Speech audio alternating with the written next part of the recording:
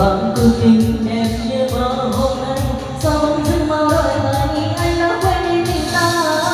nhiều chuyện nhiều một đời vẫn không bóng không người nghe tay trong tay nghe với chân sao thật buồn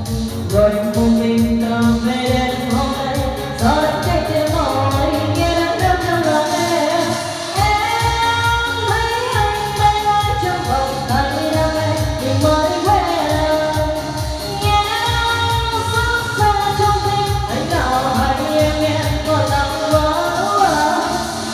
đi đã về xa đất khách như tình ta vẫn có xa anh đã quên đi được rồi đã đi đã chẳng có yêu anh nữa đâu em trở như cánh chim bay về nơi đó xa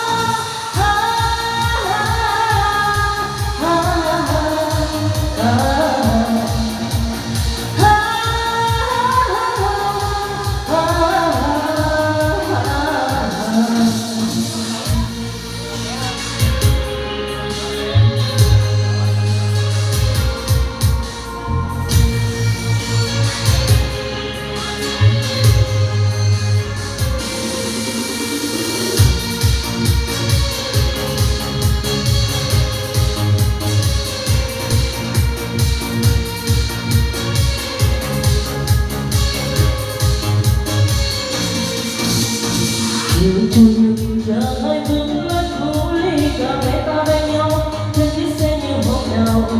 vầng cuộc tình đẹp như mơ hôm nay sau những mơ ngày anh đã quên đi tình ta